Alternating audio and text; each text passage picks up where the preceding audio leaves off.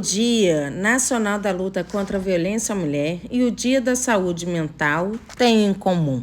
Você sabe o que é telômeros? São minúsculas estruturas de DNA localizadas nas extremidades dos cromossomos. E essas pequenas capas ajudam a proteger a identidade dos cromossomos. E à medida que os cromossomos começam a se desintegrar, nós também nos desintegramos. Monitorar o comprimento e a estabilidade dos telômeros ao longo da vida, na verdade, pode nos fornecer muitas informações sobre a nossa saúde e longevidade. E por que eu estou trazendo isso para cá, gente? Porque ninguém olharia para essas minúsculas estruturas biológicas que têm implicações gigantescas na nossa sociedade. Por quê? Porque a sociedade ela é composta por pessoas.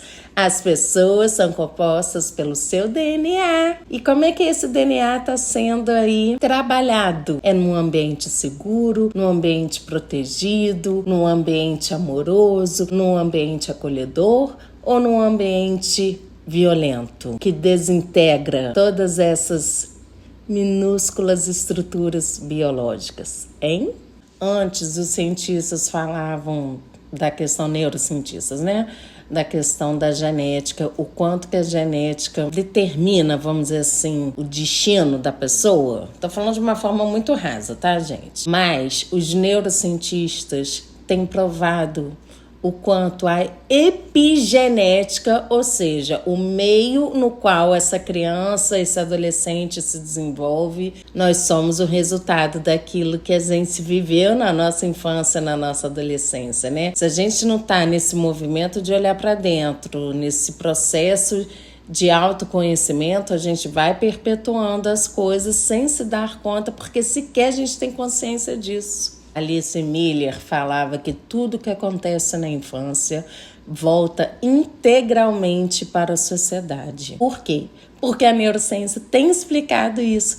Tudo isso que esses teóricos do desenvolvimento humano, né? Freud, Winnicott, Piaget, Vygotsky, Alice Miller, né, que é contemporânea, François Doutor, a gente vai percebendo quando a neurociência chega para comprovar essas coisas que já eram ditas por autores diferentes, mas que comprova aquilo que já é dito há muito tempo. Então, se a gente não percebe a importância da gente tomar consciência das nossas dores, dos nossos traumas, a gente sequer se dá conta do quanto nós estamos perpetuando esse padrão disfuncional, violento, autoritário, abusivo, tóxico, desrespeitoso, quando foi isso que a gente viveu na nossa infância. Paulo Freire falava assim: o sonho do oprimido é se tornar opressor.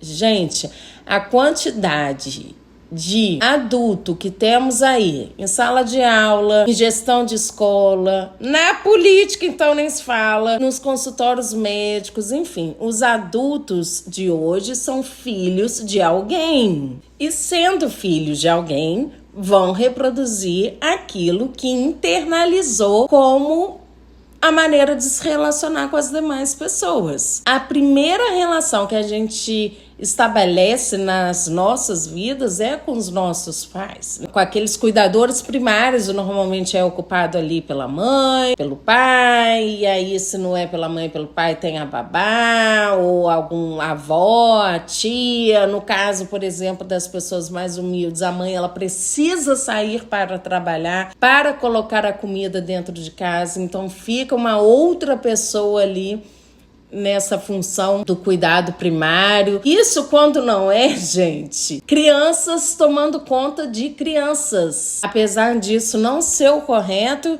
e pelo Estatuto da Criança e do Adolescente, isso até é abandono de incapaz. Mas quando a gente contextualiza, a gente entende que essa mulher precisa sair de casa para colocar a comida, o alimento ali, básico. E, gente, eu vou falar para vocês, eu fiz após em políticas públicas aplicadas ali à primeira infância? Políticas públicas tem. Eu nem posso falar que não tem, porque tem. O problema é como que há um sucateamento, ainda mais nesses 3 meses que eu estive substituindo, né, a outra conselheira, a Paty, no Conselho Tutelar. Dá para observar o quanto que há de sucateamento quando estamos falando de crianças e adolescentes. Então não é falta de políticas públicas. Políticas públicas tem. É falta de consciência para que as mesmas sejam executadas e não haja esse sucateamento relacionado aos cuidados necessários ali na primeira infância, a proteção integral dessa criança, desse adolescente, que é o determinante ali para o Estatuto da Criança e do Adolescente. E por que eu estou trazendo isso para cá? Hoje é o Dia Nacional da Luta contra a Violência à Mulher e, coincidentemente, é o Dia da Saúde Mental também. O que esses 2 dias têm de comum? Muitas vezes, gente, a mulher acaba se relacionando com pessoas que a maltratam e que impactam a sua saúde mental, porque ela cresceu num ambiente tão tóxico, tão abusivo, tão desrespeitoso, tão violento, que ela entendeu que essa é a maneira de se relacionar. Então, ela não consegue nem achar disfuncional se ela entra num relacionamento assim.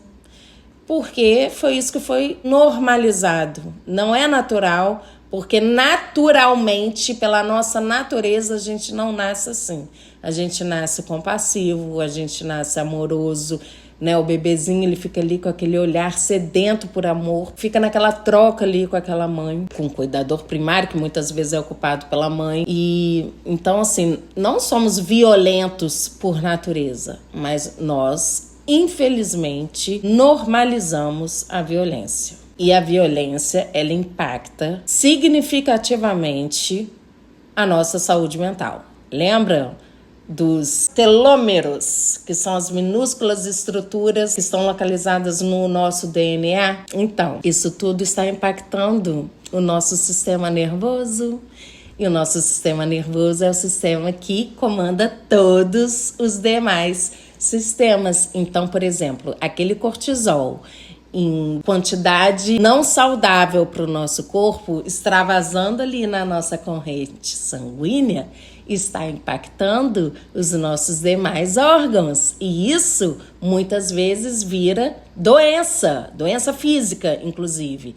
E isso quando não vira a doença mental. E, infelizmente, ainda hoje, a doença mental, ela tem culturalmente falando, uma desvalidação. As pessoas ignoram, acham que é mimimi. Enfim, ela não é vista da maneira como ela deveria ser vista, porque doença mental é algo muito sério. E digo isso para vocês, assim, como uma pessoa que passou por um processo muito doloroso. Eu sequer tinha noção do tamanho do buraco que eu estava, numa depressão profunda, bizarra, mas como eu era funcional, eu não me dava conta que eu estava muito mal.